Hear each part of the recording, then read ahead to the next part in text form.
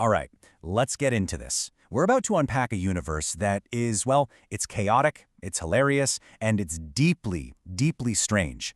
This is a story that doesn't just bend genres, it snaps them in half and then uses the pieces to build a whole new reality. So, let's try to make sense of it, one bizarre layer at a time. And this is our starting line, right here.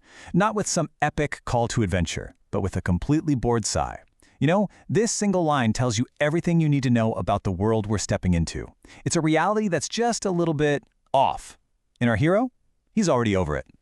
So, let's peel back that first layer and meet the unlikely, and I mean really unlikely, heroes at the heart of this whole fractured world.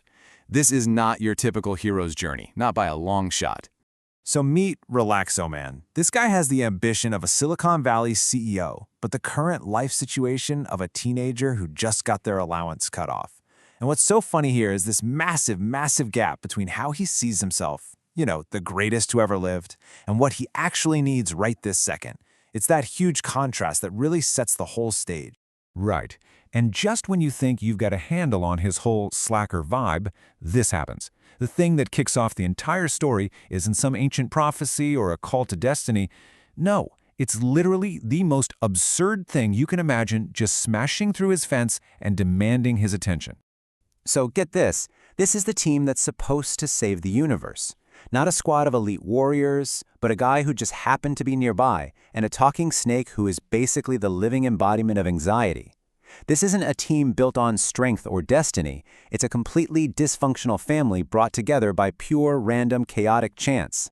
But just as this whole bizarre adventure gets going, the story yanks the wheel and takes a sharp, dark turn. We go from what feels like a cosmic comedy to a full-on psychological thriller that makes you question what's real and what's not. Can you imagine that? Your whole world, the spaceship, the mission to save reality, all of it just waved away as a symptom of being unwell? And Dr. Panda, he offers a new reality, a safer one that's predictable and sane. And the scariest part? For a second, it almost sounds like a good deal. And this slide just lays out the central conflict so perfectly. On one side, you've got this calm, professional voice of Dr. Panda promising you care and safety. And on the other, you have these frantic, terrified warnings scrawled on the walls. So, who do you believe? The doctor who's offering you a cure, or the desperate whispers telling you that the cure is actually the poison? Now, the key here is they can't just punch their way out of this. Their powers are gone. So instead, they have to outsmart their prison. They find a loophole, a blind spot in the system's code. They don't overpower reality, they literally hack it, rewriting the rules of their own cage just enough to pry open a door. And here are the consequences. I mean, look, they won, right? They got their powers back and Dr. Panda's control is totally gone. But look at that third bar, reality stability, 15%. In breaking the machine that was holding their little world together, they may have just shattered reality itself. They escaped the prison, sure, but they might have just let something much, much worse out. Okay, so now let's peel back another, even deeper layer. We've seen the heroes, we've seen their prison. Now let's look at the actual physics of this universe, the fundamental forces that are pulling all the strings. This is the question that takes the story from just a personal struggle to something cosmic. It's not just about what the characters do anymore, it's about the systems of control they're trapped inside. These are the 6 fate crystals, and they aren't just magical items, they're basically philosophical systems of control. What's so brilliant about this is that every single one comes with a price. Power makes you addicted to more power. Persona lets you be anyone, but you lose who you really are. And light gives you absolute clarity, but the cost is you can never, ever unsee the truth, no matter how horrible it is.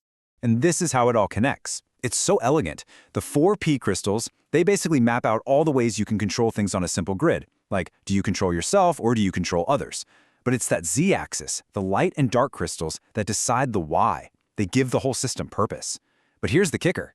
If you go too far in either direction, too much truth or too much fear, the whole system just collapses on itself. It's a universe that demands balance, not extremism. So you have all these big, complex themes of control and reality floating around. But how do the characters actually feel about all of it? Let's shift gears for a second and see how these ideas get expressed, not through fighting, but through their own words. First up, we've got Puff's take. It's simple, it's accepting, and it's just kind. For him, the whole point isn't to figure everything out, it's just to show up and be there. There's no test you have to pass. And then you have Relaxaman's view, which is the polar opposite. He's actively running away from meaning. It's not about being present, it's about escaping the present. For him, the holiday is just a good excuse to check out for a while. Now listen to the villain. The evil goat prince looks at the exact same thing and sees it not as kindness or an escape, but as a political act of giving up. A moment where everyone agrees to be weak together because they're too scared to stand on their own. And finally, Dr. Panda's chillingly gentle perspective. For him, the holidays are just another chance to exert control. It's not about meaning or surrender, it's just about compliance. Feeling a little overwhelmed? Don't worry, there's a simple, quiet solution for that. Okay, we've looked at the heroes, the mental prisons, the physics of the universe, and the philosophies of the characters. Now it's time for the final reveal, the core truth that ties every single one of these layers together. Puff eventually drops this bombshell of lore, this massive, reality-ending war. It's not actually between two different armies or two opposing beliefs. It's a civil war, and it's happening inside a single entity that's been shattered and scattered across all of time. And there it is, the big reveal, the whole conflict, the classic fight between good and evil, the entire hero's journey. It's all been an internal struggle. Relaxoman isn't fighting some bad guy from across the galaxy. He is literally fighting a reflection of himself, his own worst possible self. And that leaves us with this final question, doesn't it? If you can't win by just destroying your enemy, because your enemy is actually a part of you, then what does victory even look like? It completely reframes the entire story, from a battle you have to win to a paradox you have to somehow solve. And it makes you wonder if the only real victory isn't about annihilation, but about integration.